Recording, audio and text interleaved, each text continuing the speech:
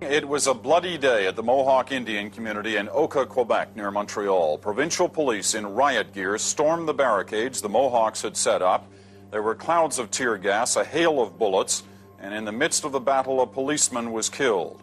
All this because of a dispute over a piece of forest the Indians claim is theirs. A forest town council wants to bulldoze to expand the local golf course. The police retreated as abruptly as they'd attacked, leaving behind their cruisers. They also left a heavy front-end loader, which the Mohawks immediately put to their own use. The police cruisers, crushed and useless, became barricades themselves. We treat these trees and the land like our mother. These people are raping our mother. What would you do if they raped your mother? So if the law will not do the right thing, other people will have to do the right thing, and they'll have to do the right thing by breaking the law. And that precedent has been set many times throughout our history. The people who saved the Jews from the German Nazis broke the law for a higher ethical purpose. The people who liberated slaves in our country through the Underground Railroad system to protect them from slave masters and a very barbaric law in the United States at that time. They did the right thing. They broke the law for a higher ethical purpose. We need to start and get out there and go beyond hitting like on Facebook and signing online petitions. We need to be out there in the real world fighting back. I think one of the things that we really have to accept and internalize is that the majority of institutions and the majority of people are never going to be on our side. And so we have to sit down as individual activists and as communities of resistance, as a culture of resistance, and we have to say, okay, well, what will it take to stop this culture from destroying the planet? You know, part of the answer is obviously that persuasion hasn't worked and persuasion is not going to work.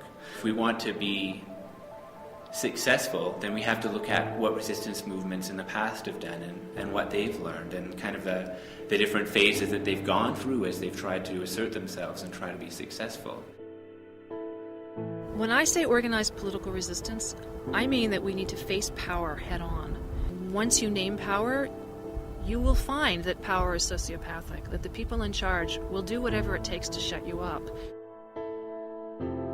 The thing about when you enter into a period of social conflict, what you don't want is people promoting nonviolence, because that's going to disarm the people. It's going to disarm the people in the face of an aggressive enemy and in the face of hard social conditions. You want them to have a stronger fighting spirit, because without a fighting spirit, you lack the will to resist.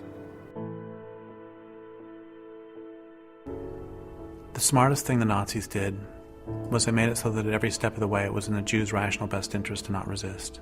Would you rather get an ID card, or do you want to resist and possibly get killed?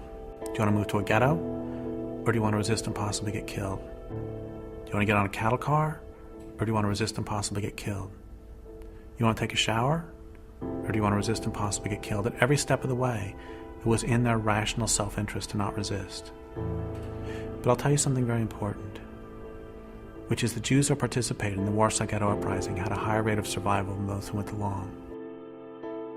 I think if any of us were alive in Nazi Germany right now, we would know what a resistance movement should be doing. And we need to think about the culture of industrial civilization as if it's a culture of occupation, because it is.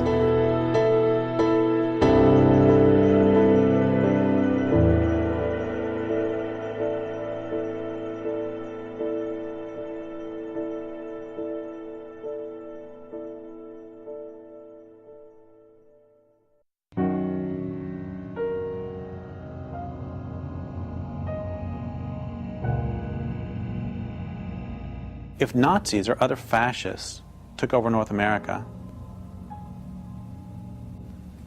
what would we all do?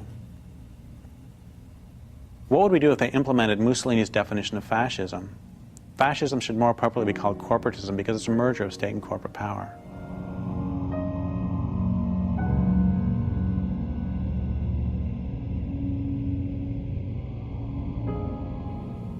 What if this occupied country called itself a democracy, but most everyone understood elections to be shams, with citizens allowed to choose between different wings of the same fascist or following Mussolini corporate party? What if anti-government activity was opposed by stormtroopers and secret police? Would you fight back? If there already existed a resistance movement, would you join it?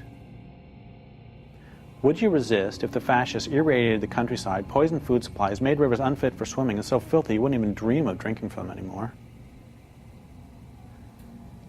If fascists systematically deforested the continent, would you join an underground army of resistance, head to the forests, and from there to boardrooms and the halls of the Reichstag to pick off the occupying deforesters, and most especially those who give them their marching orders?